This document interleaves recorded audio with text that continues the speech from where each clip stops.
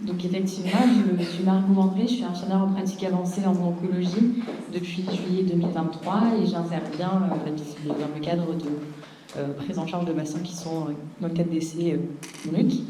Et on m'a demandé donc de faire un petit peu le retour d'expérience sur le rôle de l'IPA en recherche clinique, effectivement par rapport au centre dans lequel je travaille, donc qui est une expérience de terrain. Pour essayer de ne pas faire de long, je ne vais pas repartir 3 heures sur ce qui est un IPA, simplement de préciser qu'il y avait plusieurs objectifs en 2016 quand a été créé ce nouveau métier en France.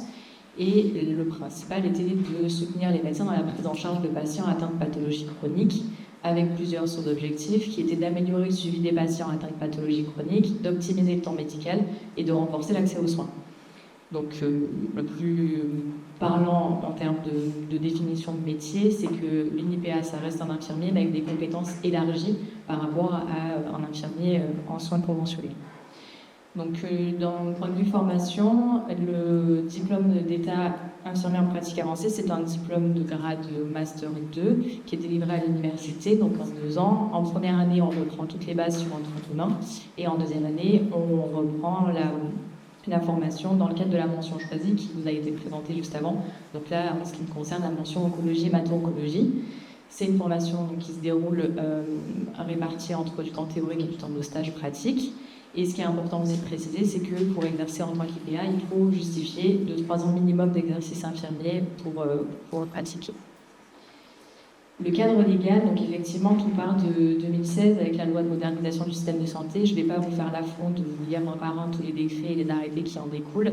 Ce qui est important aussi de se souvenir, c'est que la loi de mai 2023, on attend encore l'apparition des décrets et qui risque de modifier encore un petit peu nos pratiques et nos missions. Donc voilà, on attend avec impatience ces décrets depuis presque 1 an. Un petit focus sur l'article R4301-3 du Code de la santé publique qui est important puisque c'est lui qui explique un petit peu les rôles et missions de l'IPA, donc d'un point de vue général, et après à adapter en fonction de chaque structure dans laquelle l'IPA intervient. Mais l'IPA, de façon générale, est compétent pour conduire un entretien avec le patient qui lui est confié, donc il y a une notion d'adressage, effectuer une analyse de sa situation et procéder à son examen clinique. Donc ça va englober tout ce qui concerne les activités d'orientation, d'éducation, participer également à la prévention ou au dépistage, réaliser des actions d'évaluation, poser des conclusions cliniques et paracliniques et adapter en conséquence le suivi du patient, et également effectuer des actes techniques et demander des actes de suivi et de prévention qui sont définis par arrêté ministériel. En ce qui concerne donc le rôle de prescripteur pour les IPA, de façon autonome et en pleine responsabilité, ça c'est également important parce qu'on parle souvent de la responsabilité des IPA qui prescrivent. Une IPA qui prescrit dans ce cadre-là est autonome et responsable de sa prescription. Donc on est autonome pour prescrire les médicaments non soumis à prescription médicale obligatoire et la liste elle est disponible. Donc c'est la liste de la NSM qui est disponible en accès sur Internet. Et ensuite, tout ce qui concerne donc, les dispositifs médicaux non soumis à prescription médicale obligatoire, j'ai mis des petites astérix pour soulager la diapo, mais donc c'est tout ça défini par arrêté ministériel, etc. Tout est consultable sur le site de l'Île-de-France. On est autonome pour prescrire les examens de biologie médicale, également fixés par liste établie, et ça c'est important, on va y revenir juste après, renouveler et adapter si besoin des prescriptions médicales déjà initiées par le médecin référent du patient.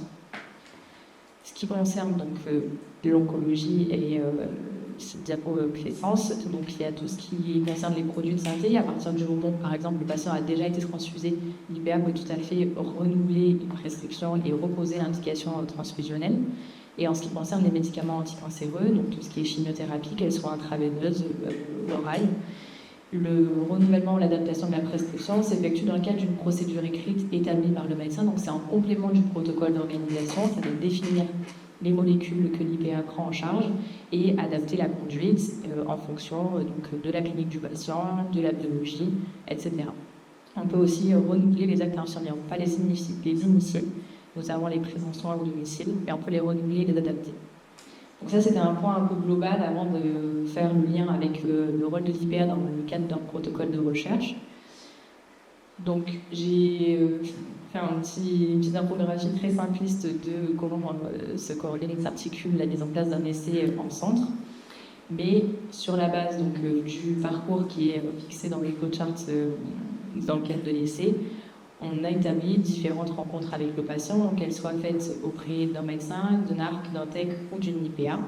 Et c'est pour vraiment faire la distinction entre que fait le médecin et que fait l'IPA. Le médecin, dans le cadre de notre pratique, lui prescrit et reçoit le patient lors des consultations d'imagerie avec une interprétation, les mesures précises, etc., etc.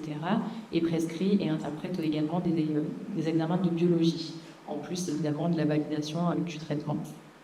L'IPA, elle peut prescrire des examens d'imagerie, elle peut en recevoir le compte rendu et initier une prise en charge, par exemple dans le cadre de l'urgence, mais derrière, il n'y a pas d'interprétation, il n'y a pas de mesure réciste, il n'y a pas de critères décisionnels également pour la suite du protocole. On ne fait pas de consultation d'évaluation pour la poursuite du parcours de soins. Et également, on peut prescrire l'examen de biologie et par contre en réaliser l'interprétation, puisque derrière, on fait la validation notamment des traitements par rapport à ce terme de biologie. Donc, c'est vraiment la prescription à la biologie et la demande d'imagerie, oui pour l'IPA, mais par contre, tout ce qui concerne l'interprétation et les mesures précises, par exemple, c'est pas du rôle de l'IPA. Donc, pour faire un petit peu par rapport à notre organisation à nous sur le centre, en accord avec le médecin investigateur et le promoteur, à chaque fois c'est discuté et ça fait appel également à ce qui est disponible dans le protocole d'organisation, donc qui organise la prise en charge des patients dans le cadre de mon exercice. Je peux me substituer au médecin pour procéder à l'évaluation clinique du patient en cours de protocole, valider également le traitement et adapter les doses du traitement à l'étude. Ça, c'est important par rapport à la tolérance, par rapport au grading, etc. Donc, on peut, en fonction des traitements qui sont à l'étude, décider de diminuer les doses en concertation avec le médecin, mais je peux être amené à le faire. Traçabilité dans les fiches d'observation, bien sûr, détecter les adverse events et également sur la radiothérapie qui est une part importante de mon activité. Participer à la déclaration des adverse events, qu'ils soient graves ou non. Par contre, le médecin reste du référent pour tout ce qui concerne le screening, l'initiation des doses, c'est un GA, c'est pas moi qui fais les validations, la déclaration des sévères adverse events, l'évaluation avec l'interprétation des imageries, je vous ai déjà parlé, et tout ce qui concerne les décisions thérapeutiques. L'intérêt qu'on a vu, nous, d'intégrer une IPA dans le parcours du patient dans le cadre de la recherche, c'est déjà d'augmenter la sécurité du parcours. On augmente la réactivité. Une IPA est plus facile à joindre qu'un médecin oncologue parce que d'un point de vue mission et d'un point de vue charge de travail, l'intérêt d'être deux pour faire les mêmes choses, finalement, ça permet d'avoir un interlocuteur toujours disponible, notamment dans le cadre d'échanges avec les ARC qui sont en contact très fréquent avec les patients. Et du coup, la disponibilité de pouvoir faire venir le patient, de pouvoir l'examiner et de pouvoir avancer dans des situations qui peuvent le nécessiter. Tout ce qui concerne le respect des procédures également, les paramédicaux, on est formés à respecter des protocoles, à respecter des procédures, donc c'est quelque chose qui fait partie déjà de base de notre formation et de notre pratique quotidienne. Et également dans le cadre de la validation des BPC que j'ai dû valider.